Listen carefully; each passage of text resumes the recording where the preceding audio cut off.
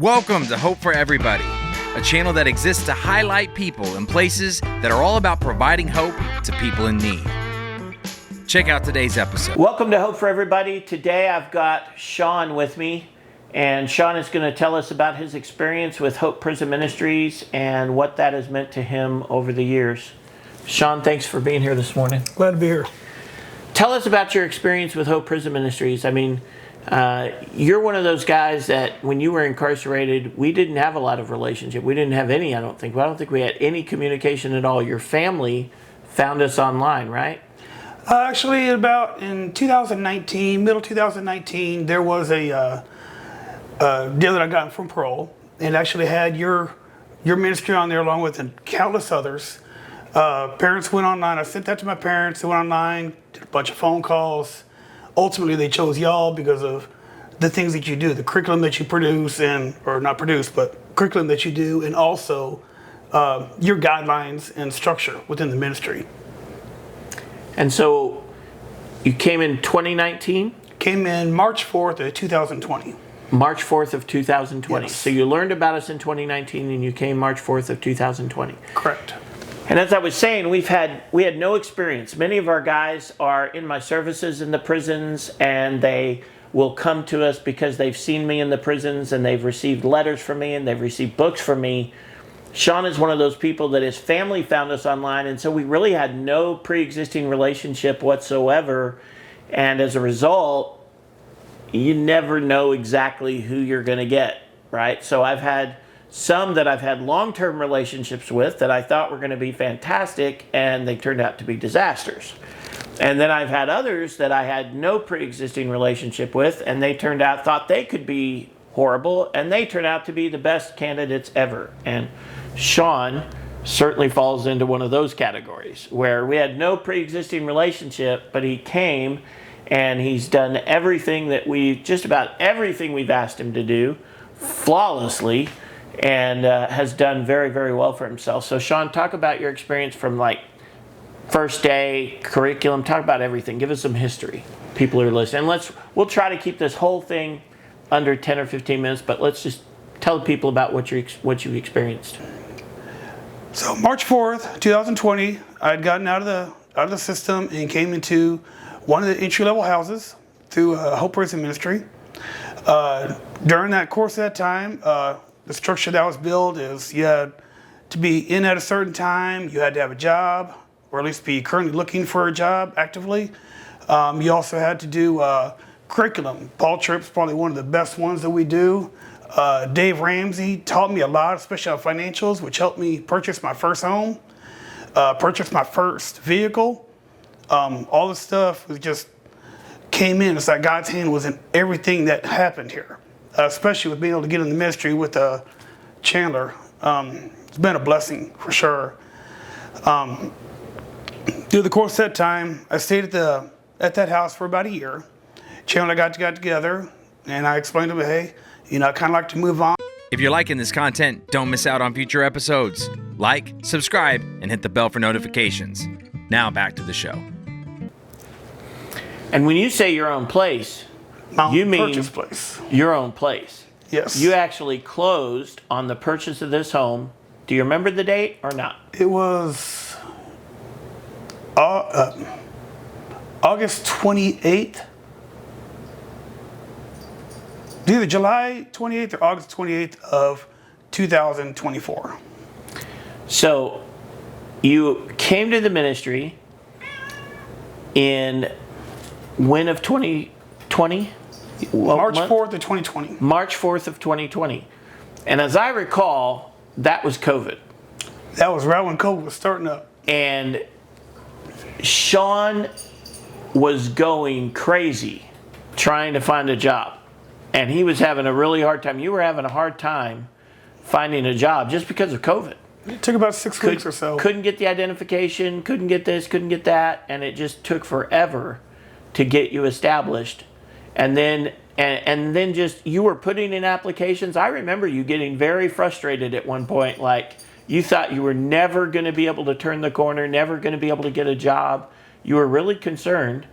But then God in His providence opened up the door for you to go to work for a company called the Marco Company, Yes. right? Yes. And that Marco Company you started with, you were earning how much when you started? I think I was making $12 an hour. $12 an hour. Yeah. But in short order, by proving yourself faithful at that really low end, kind of lower paying job, in short order, you were promoted pretty quickly, right? I think it was within 6 months I became a lead, and then roughly 6 months after that I became the supervisor of the whole plant at that time. And you ended up working as the supervisor at the plant, and then you got promoted, and by the time you left the Marco Company, how long had you been there? Was it a year, 2 years? Right at 2 years. Right at 2 years, you were making $18 an hour? Pretty close to that, 18 something an hour. So he starts at $12 an hour. He comes out, he's willing to take a job, any job. He's not selective. He just wants to get a job. He wants to go to work. He's faithful on that job. And in a relatively short period of time, they see his faithfulness, they see his work ethic, they promote him. He becomes a plant manager at night for them. By the time he leaves, he's making $18 an hour. And then you go to work at Tyson, and now you're making what? $24.50. $24.50 an hour. Now, I remember when he said earlier on camera, and I don't know if it will be edited out at the end, but there's a point when he said on camera earlier that he'd come to me and said he wanted to move from the entry-level house into another house so that he could be on his own. Our first graduate house was actually none other than Jeremy Alexander. Jeremy, who's our cameraman and who's responsible for all these videos. And if you like his work, please say that online. We'd love for him to get some encouragement. But Jeremy was actually the first graduate house. He was living in one of our houses, and Jeremy's a father to one of the most incredible young ladies. His daughter's name is Leah, and man, he's a great father, and he wanted to be with his daughter, and so we made arrangements for him to get a house so that he could go be with his daughter and be a father to his daughter. So he actually had the first graduate house. Now then Jeremy had some issues and left and whatever, but the point is he was the first graduate house. Well, then Shawn comes to me. Shawn had been with us for about 9 months at that time, I think, maybe under. Before I got the before you got the very first house, yeah. It's about 9 months, and he comes to me and he says, "How much money does he have?" I said, "How much money do you have saved up?" And didn't you tell me like $9,000? Oh, at that time it was more than that. It was closer to 15. $15,000 working at a job that started out paying $12 an hour. He finished at $18 an hour, but he had saved up $15,000 in less than a 2-year period, paying his program fees, giving to the church, serving the ministry, and had 15 grand in the bank. It was incredible. And I'll never forget, we went to dinner with him and one of his best friends in the ministry, a guy named Jeff, and Jeff kind of joked. He said, "But Chandler, you got to know Shawn. He eats a turkey sandwich every day for lunch, the same turkey sandwich, one slice of turkey, one slice of cheese." And Shawn kind of laughed and said, "Well, okay, now it's 2 slices of turkey." But that was after almost 2 years of saving up $15,000 in 2 years' time. So he comes to the ministry, he goes to the entry-level house, he does the curriculum, he does everything he's supposed to do. Obviously listened to Dave Ramsey, unlike some people in this ministry. He listened to what Dave Ramsey said. He saved up an enormous amount of money, buys a car, goes and secures one of our what turns out to be our second graduate house for the ministry. And by the way, that connection that he made led to all the other houses we have, really. So that connection led to all of our other graduate houses and all of our other entry-level houses because he found somebody who was willing to rent to him. That was the very first significant thing we did to help you was we took the house in the name of the ministry. Mm-hmm. That became our second formal graduate house, and you two lived there, and you were probably there almost another year, weren't you? I stayed there a full year before I went to Another First full rental year. house I'm on. I'm driving by this house, didn't know it was for rent. I called up the landlady, and at that time, when I asked her if she took someone with a background, she's like, no, we don't really do that. Well, at first I was pretty much like, no, I don't really want to go there. Conversation ended, and I went and texted Chandler. Of course, my heart's kind of hurt at this time because I'm actually trying to get out on my own. And he goes, well, what's her name and her telephone number? And Chandler reached out to me on behalf of Shawn and explained, hey, this is the type of ministry we have. These guys need to have a way to get back into society and be treated more normally. And he just explained Shawn's situation, and honestly, I listened to him. We came over here the following day, and it was just been a blessing. She's actually helped me get the house prepared. There's a few more things we're working on. I've had a very good experience. But it did. It did. But God, right? Only God. Yeah, but God. You got the house, and you moved in, and you fixed it up, and it wasn't even your house. You fixed up a lot of that house and became one of the best tenants ever. And the couple that he rented from, there'd probably been a lot of trauma in the background of the husband. And I remember when I first talked to him, he was like, there is no way that they would ever rent to him. And then in God's providence, Shawn became almost like a son to them. And I'll never forget, the husband came up to me at a dinner one night, and he had tears in his eyes. And he said he was so thankful that they had rented to Shawn. So that became ministry to them as well. They're a little over 2 years. A little over 2 years. So now he's got his own rent house. He's on his own, doing everything the way he's supposed to. And now he decides it's time to buy a house, because that rent house was coming to an end. And so he decided it was time to buy a house, and you started shopping for a house. And you found this one. Yes. And you had how much money in the bank at that time? Because you had enough for the down payment and the remodel. So how much money did you have in the bank at that time? Well, I had help with the remodel part, but there was about, at the time when I got the house, I had about $12,000 in the bank. And I used most of that to relevel the house right after I got it. So, but you put the down payment on the house, didn't you? Yes. So how much was the down payment? Down payment was rolled in. I think the total closing with down payment was right at $3,800. That was it? For some reason I had it in my head that it was like $20,000. Oh no? No. Okay, well, that's my bad. So you would put down $3,800, got the house. Yes. And that was closing That and includes everything. that's your closing, that's your earnest money you've already put in. It's fantastic. Okay, so then on top of that though, you still had to do the remodel, and how much was that? We won't talk those figures. It was a bunch. It wasn't cheap, and I'm not done yet. What would you say, roughly? I'd say right now, with the help of my parents financially for the remodel, I'd say we probably got, including the foundation, probably $20,000 in the house. $20,000 in the house. So, and again, Which that's is right come at through- the equity that's in the house right now. So. Yeah, and that's come from your hard work and ethics and all that, and saving your Yes. money and being diligent with your money. Yes. It's incredible. That and having a dad that has knowledge on how to do it all. And you're skilled, right? And that's something else to say about Shawn. Shawn has not only continued from the ministry from the beginning into an entry-level house, into a graduate house, into his own rent house, and now into his own house, he stayed faithful in church the entire time. And this is something I really want those who are incarcerated to hear.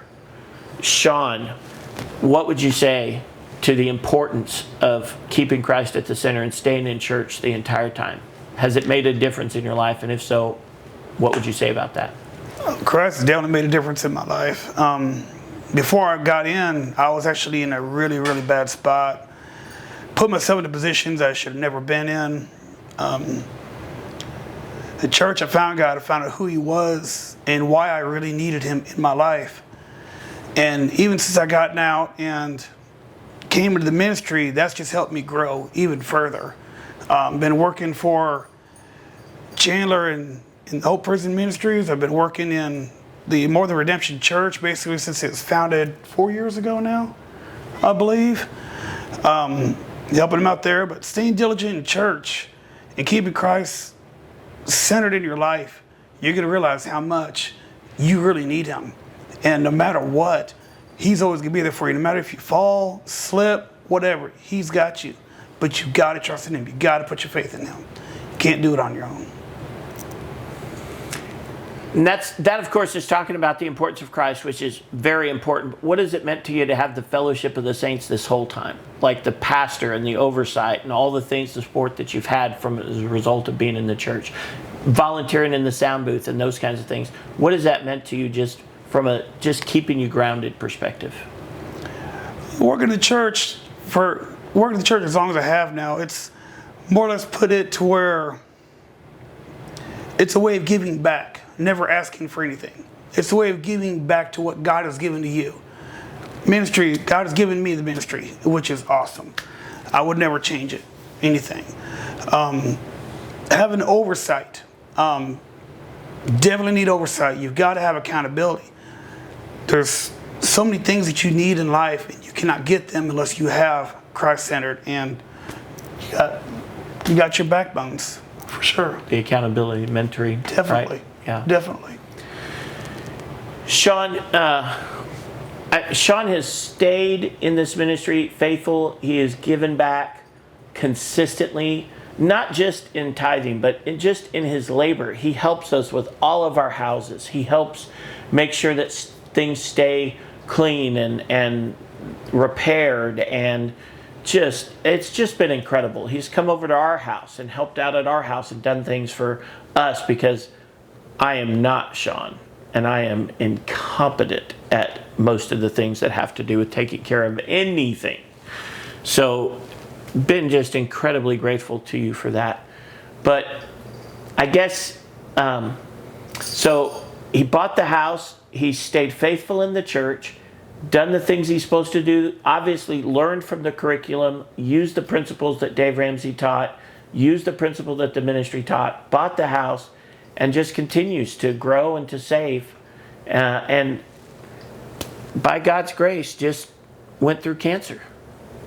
Had some throat cancer and went through your last treatment, and you're still waiting for remission diagnosis, I guess. Should find that out. Should be getting my PET scan within the next month or two. And that'll tell me if it has regrown or if I'm going to be in remission.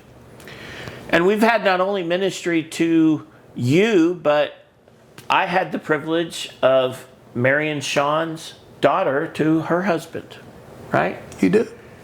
So at our church venue. Yeah, at our church venue. So it's just been an incredible journey. And it's not over. And it's not over. There are people who have undoubtedly leveled criticisms against this ministry, against me, things that we could improve upon. And while all of those things are true, Shawn, would you say overall, and I think you did say this overall, that you don't regret coming here? No, not at all. Not at all. And you don't plan on going anywhere? 90 times soon. Yeah. Man, just praise God, Shawn. We're so glad. Thank you for being on the show today. Thank you for the testimony. Thank you for the fruit that your life has shown and demonstrated, and the example that you've set for all who will come after. If you plan on coming to Hope Prison Ministries, the bar is set. He set the bar high. Thank you for being here today, and I hope all of you guys have a great week. God bless. If you're liking this content, don't miss out on future episodes. Like, subscribe, and hit the bell for notifications. Now back to the show. Hi, my name is Shawn. This is the first house I purchased through the help and guidance of the ministry. Been in the ministry for a little over 5.5 years. Started in the ministry at one of the houses, went to a graduate house. About a couple of years later, got my first rental house, and now here I am, 5.5 years later. If I can do this, so can you.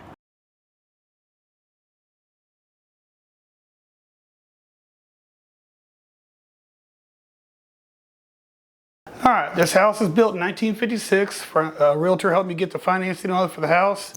His name was Miguel. This right here is the living room. Dining room back this way.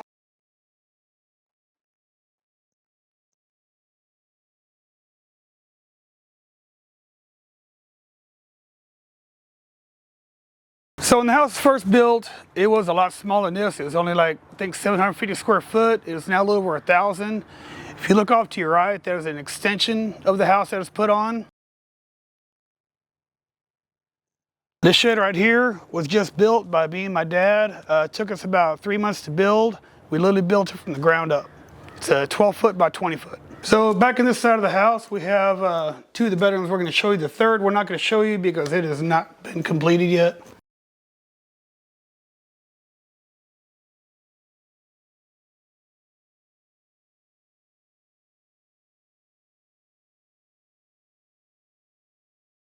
Okay, this right here is the second bedroom. It's a little bit of a mess, but it's also a work in progress. As you can see, the remodel is not done. It's going to take a little while, take a little bit of money, but with God's will, we're going to get this done within the next year or so. If you'd like to be a part of the show and tell us your story, please visit us online at hopeforeverybody.org.